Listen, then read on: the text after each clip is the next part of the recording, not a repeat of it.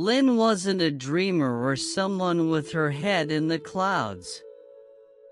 She used to be a skilled marketing professional with a stable income and a life that ran like a well-programmed machine. But the longer she lived in that stability, the more she felt like she was walking on a bridge that led nowhere. Every morning, she woke up with a heavy emptiness in her chest, a question with no answer. What am I really living for? One day, Lynn decided to quit her job. She wanted to try something that truly made her heart beat faster, a small coffee shop with warm lights, the scent of freshly roasted beans, and a space where people could find themselves in shared stories.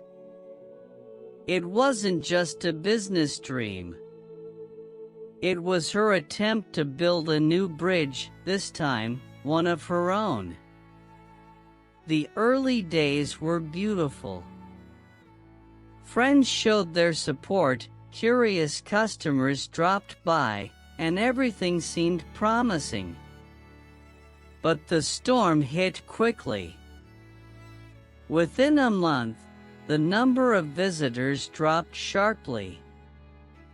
Ingredient costs rose, rent was coming due, and her bank account was draining fast. A few people who once encouraged her now said, "Maybe you should go back to an office job. It's more secure." Fear began to creep in. Each day opening the shop felt like a battle between hope and doubt. She asked herself, "Did I make a mistake?" She never said it out loud, but she stayed awake most nights, unable to sleep. One late evening, after cleaning up the quiet shop, Lynn decided to take a walk alone to the riverside where she used to go and think when she still worked her corporate job. The river breeze was cold, the water glimmered under the streetlights. Suddenly, she saw an elderly man sitting beside an old cart of used books, quietly reading a tattered novel. For some reason, she felt drawn to him and hesitantly walked closer. The man looked up with gentle eyes and asked softly, "You're crossing a bridge that's not finished yet, aren't you?" The question stunned her. He didn't know who she was, yet it was as if he had stepped right into her soul. And then, in just a short conversation that night, Lynn heard something that would change the course of her journey. Lynn sat in silence, staring at the old man beside his cart of books. She didn't understand how he could so clearly see what she was feeling inside. It was as if his eyes had witnessed countless faces like hers, lost in the space between hard decisions, between dreams and harsh reality. "I don't know if I have the strength to keep going anymore," Lynn blurted out. He didn't answer right away. He slowly turned a page of the worn book in his hands, then said, "There's a story you might need to hear. Long ago, there was a man named Satiputta. He wanted to cross a river to hear the Buddha speak. The river was deep, the current strong, there was no boat, no bridge. But still, he stepped into the water, and strangely, it was solid beneath his feet, like stone." Lynn furrowed her brow, intrigued. "Why?" she asked. "Because he believed," the man said. He believed he would reach the other side, where truth awaited him. But the moment doubt entered his heart, he began to sink. Only when he remembered his original faith could he keep moving forward. He paused, then looked straight into her eyes. "You're standing in the middle of the river too. And the only thing that will keep you from being swept away, it's not money, not other people's approval. It's the belief you once had. The belief that you're doing this for a reason deeper than success." Lin sat still, his words washing over her. That story, ancient and almost mythical, came to her at the exact moment she needed it most. She remembered that very first day, the moment she decided to open the cafe. Didn't she tell herself then, "I want to create a space that heals"? Didn't she believe she could build something meaningful, no matter how small? And yet, just a few knocks and setbacks had made her let go of that belief as if it were too fragile to hold. The old man stood up and began packing his books into an old cloth bag. "You don't need to know what tomorrow will bring," he said as he walked away. "You just need to remember why you started. And believe the far shore is waiting for you." Lin stayed by the river long after he left. The water kept flowing cold and dark, but something inside her had shifted. Not because the struggles had disappeared, but because her belief had returned. The next morning, Lin opened the cafe as usual, but something inside her had shifted. All the challenges were still there: unpaid bills, canceled events, a dwindling stream of customers. But something was different. She no longer felt afraid. She stepped into the new day not with anxiety, but with a new question: what can I do today, instead of worrying about what hasn't happened yet? Instead of complaining about the situation, Lin began paying close attention to every corner of the cafe: the lighting, the scent, the feeling people had when they walked in. She realized something was missing: a soul. In the rush to build a business, she had forgotten the original reason she opened the place: to create a space where people could breathe, feel at ease, and simply be themselves. So she made changes. They didn't cost money, but they were full of intention. She rearranged the tables and chairs, played soft acoustic music instead of a chaotic playlist. Each day, she wrote an inspiring quote in chalk on the blackboard out front. She started having real conversations with every customer who came by, asking about their day, not to sell, but to connect. Some were surprised. Some came back. Then they brought their friends. Lin also began sharing her startup journey on social media, not sugar-coated, not filtered. Just honest little stories about fear, small wins, and the night she sat by the river listening to an old man tell a story. To her surprise, the post resonated deeply. Comments poured in. "Thank you. I'm also trying to walk across the water. This made me cry. Maybe it's time I find my own bridge, too." A month later, the cafe didn't just survive, it transformed. It became a gathering place for people who were also searching for the other shore. Some were considering quitting their jobs, some were starting over, and some just needed a space to breathe. They came not just for coffee, but to feel like they weren't alone. Lynn realized that the miracle hadn't come from anywhere magical, it came from belief, quietly sustained day after day.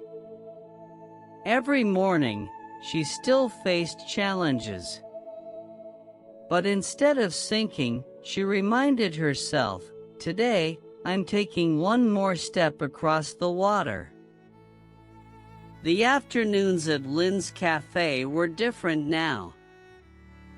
Gone were the empty silences and the lingering doubt that she had taken a wrong path. In their place were soft ripples of laughter and the light in people's eyes when they found someone to share a story they'd never told before. One day, while Lynn was making coffee, a young woman named Vi approached her and asked quietly, "I read your post about the old man by the river. Was he real? Or just a metaphor?" Lynn smiled, not answering right away. She gently placed a cup of coffee on the table and said, "Maybe he was real, maybe he wasn't. But one thing I do know for sure, when you feel the most lost, there's always someone, or something, that helps you remember why you started." Vi looked down, her voice barely above a whisper. "I just quit my first job. I don't know if I did the right thing." Lynn looked at Vi and saw a version of herself from a few months ago, the same uncertain eyes, the same heart tangled between dreams and reality. Without giving advice, she simply shared her story. No pretending to be strong, no glorified victories. She talked about sleepless nights, about sitting by the river, and about the story that helped her stand back up. Vi was silent for a long moment. Then she said, "I'm not sure I'll succeed either. But at least I know I'm not alone." From that day on, Lynn began hosting a small weekend gathering she called The Other Shore. No stage, no microphones. Just people sitting together, talking about the rivers they were trying to cross: job loss, divorce, feeling lost, failed startups. And each one was reminded of something simple: faith doesn't come naturally, it must be practiced and shared. Before long, the little cafe became a meeting place for those trying to find their way back to themselves. Some called it a rest stop along the journey, others jokingly called it the cafe that keeps you from sinking. Lynn was no longer clinging to belief, she had become someone who planted it in others. And strangely, in giving, she received more than she ever expected. Each story, each grateful glance, was like a piece of driftwood keeping her afloat in the waters of life. One rainy afternoon, as the cafe quieted down, Lynn sat alone by the window, watching raindrops trail down the glass. In her mind, the old man's words from that night by the river echoed softly. "You don't need to know what tomorrow will bring, only why you began." Today marked exactly 1 year since she quit her job. She smiled, not the kind of smile meant to force optimism, but the quiet smile of someone who had weathered the storm and was still standing. She hadn't become a successful entrepreneur with a chain of stores. But what she had built was far greater than she had imagined, a space with a soul, a place where people came to find themselves. That evening, as the other shore gathering began, Lynn saw by speaking to a new guest. Her voice, once hesitant, now carried the steady tone of confidence. Vi had started her own community project to help young people navigate career choices, inspired by her first conversation with Lynn, right there in the cafe. Someone once asked Lynn, "Aren't you afraid people just come here for the atmosphere, for the emotional support, and then leave without buying anything?" She smiled and replied, "As long as they leave feeling lighter than when they came in, even if they don't order a drink, I've already sold the most important thing, belief." Lynn no longer saw the cafe as her dream. It had become a bridge, one that connected lost souls to each other. Each person who walked in laid down a small stone, a true story, a word of encouragement, or just a look of understanding.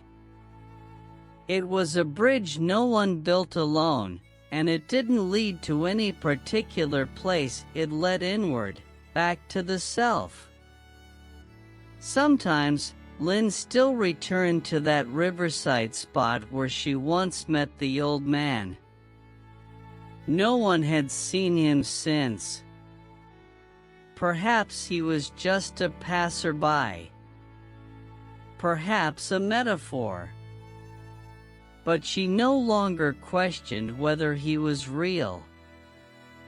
What mattered was the belief he awakened in her that night, because that's when everything began to change. Lynn's story, like that of Sati Putta long ago, was retold not through sermons or lectures, but through the quiet, steady pulse of a life lived with courage. A life that dared to believe, dared to take a step, and dared to pass that belief on to others. And when someone asked her the secret to not sinking in the middle of life's stormy river, she simply replied, "Just keep the belief in your heart, and take the next step. The water will turn solid beneath your feet."